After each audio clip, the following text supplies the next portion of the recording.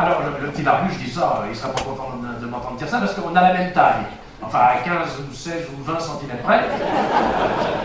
Et comme dirait la palisse, bah, quand on est deux, on est deux, puis quand on est tout seul, on est tout seul. Alors moi, je suis tout seul, donc c'est pour ça que j'ai une bouteille d'eau qui est là, parce que je vais avoir la pépite, parce que je vais parler pour deux. D'habitude, on était deux, bah là, je suis tout seul. Donc, j'aurai une petite bouteille d'eau pour boire un coup, parce que pour étancher ma soif.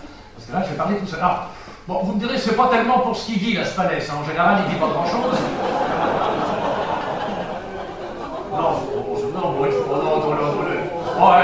Une fois, attendez, oui, il dit ou de temps en temps,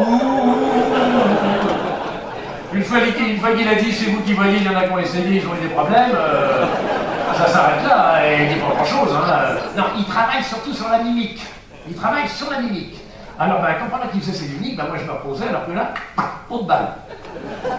Une expression jeune. Alors donc, enfin, en tout cas, ce qui est certain, c'est que moi j'ai beaucoup d'admiration pour les personnes qui sont aujourd'hui, à mes yeux, dans nos époques héroïques, nos temps modernes, contemporains, les hommes et les femmes politiques.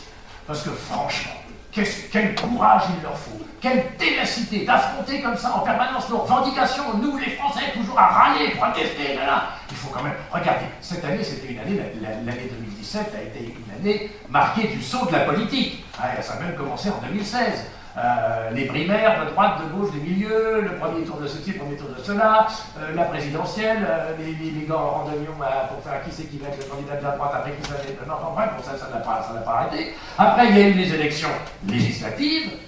Ça, vraiment, 2017, on a été gâtés. Hein. C'était la présidentielle, on a été vraiment saturé. Et comme dit mon beau-frère, qui n'a pas inventé la poudre à couper l'eau chaude, mais qui a eu au moins le mérite d'avoir épousé la sœur. On ne sait pas d'ailleurs lequel des deux est le plus méritant, parce que vous ne connaissez pas mon beau-frère, mais vous ne connaissez pas non plus la sœur. C'est moi en femme, alors ça peut ne pas plaire. Mon beau-frère dit toujours, d'un ton docte et précis, il dit élire un président, c'est pas tous les jours, c'est uniquement quand il y a une élection présidentielle. Oui, ben je sais, ça laisse sans voix, ce qui est embêtant pour une élection. Enfin bref. Enfin, quand on pense à cette élection, ça a quand même été terrible, parce que le courage de ces gars-là, regardez le pauvre Fillon.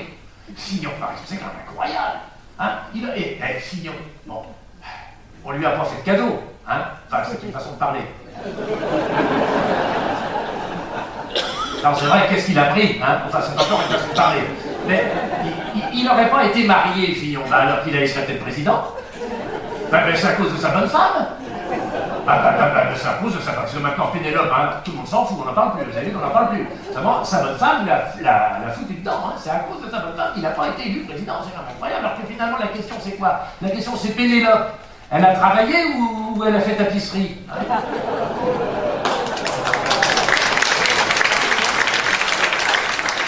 Je vois qu'il y en a qui ont fait leurs humanités, ça fait plaisir. Alors, c'est Macron qui a été élu. Alors, comme dit mon beau-frère, il trouve que Macron est sympa. Enfin, ça ne suffit pas d'être sympa. Hein. S'il fallait que tous les gens sympathiques se présentassent à l'élection présidentielle, on aurait pas fait les subjonctifs. Hein, on n'aurait pas fini. Alors, mon beau-frère, heureusement qu'il ne s'est pas présenté, pourtant il est sympa. Hein. Parce que, mon beau-frère, ça, c'est pas Victor Hugo. Hein. Même s'il aime bien de temps en temps faire un brin de Cosette.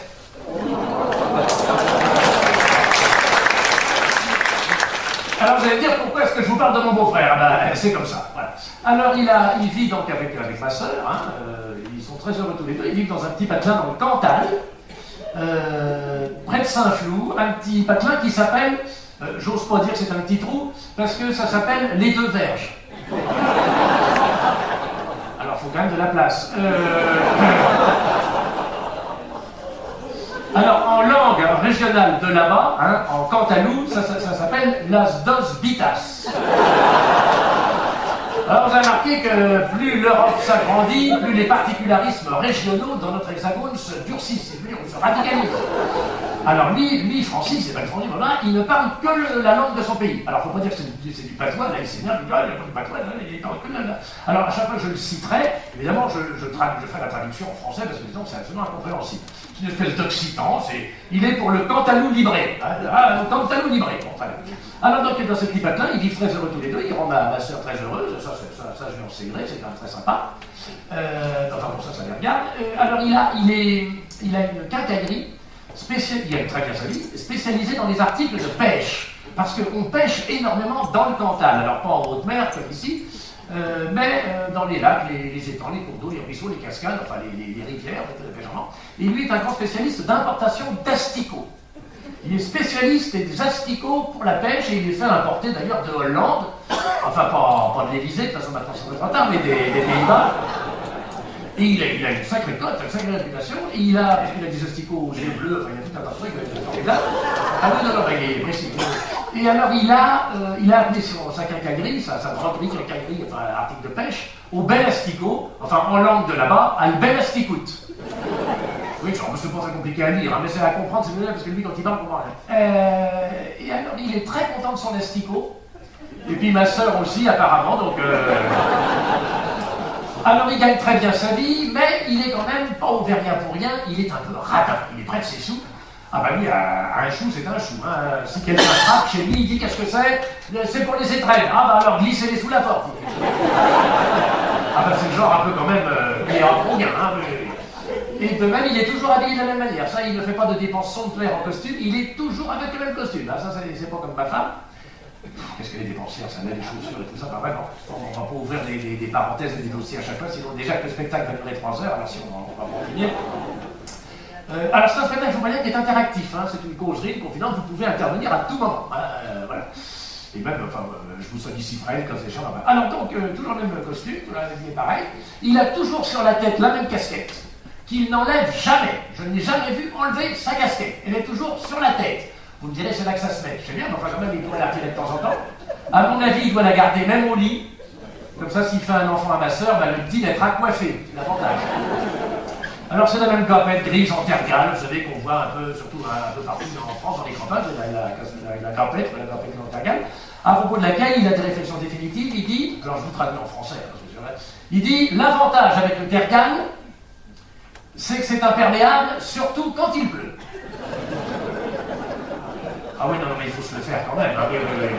Il rajoute finement, et quand il pleut pas, ça change rien. Ah bah il pourrait faire des conférences au Collège de France. Hein. D'ailleurs, il a des théories sur tout. Par exemple, il ne veut jamais jouer au loto. Alors avec ma pauvre sœur, toujours, il dit, bah, pourquoi Francis, tu ne veux pas jouer au loto? Parce que ça pourrait peut-être te rapporter un peu d'argent, c'est jamais. Bah, si on joue pas. Ah, il dit, non, je ne veux pas jouer au loto. Il dit, le problème avec le loto, c'est qu'on ne sait jamais les numéros qui vont gagner. Alors avec ma sœur, on lui explique que c'est un peu le principe même, c'est le but du jeu, hein, c'est de pas savoir. Et là, il s'énerve. Il dit, si, ben il y en a qui savent, puisqu'ils gagnent. Non, mais il est très sympa, Moi, non, mais je l'aime beaucoup, Francis. Alors il a, comment vous dire, on parlait un petit peu de lui, ça, après on va changer de sujet. Hein, il a à la fois un physique très particulier et en même temps un esprit très commun. Mais ça ne fait pas une moyenne, ça se cumule. Alors, voilà, vous réfléchirez entre vous.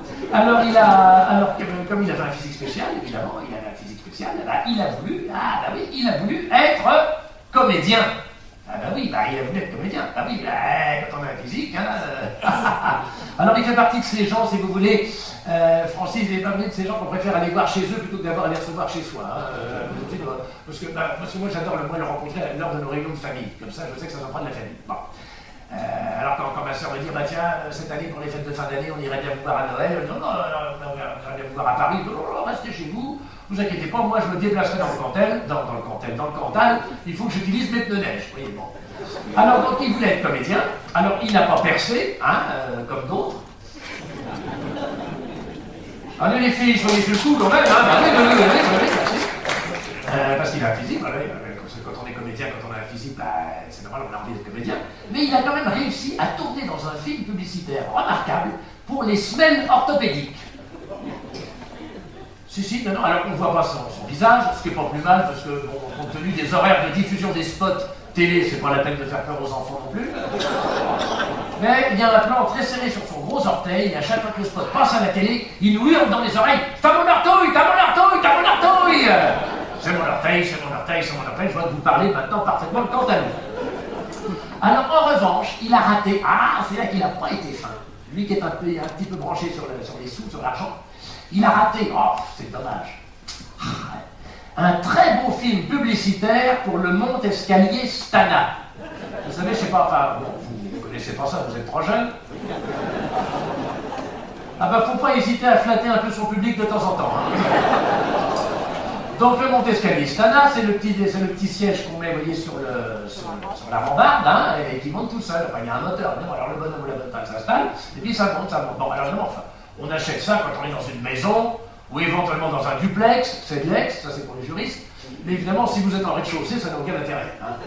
Pour les gars d'accord, bon. Alors lui, il fait le casting, il part de Saint-Flour, enfin l'As d'Hospital, il va à Saint-Flour, Saint-Flourès, il va à Paris, je ne sais pas comment il dit Paris en Cantabrie, enfin bref.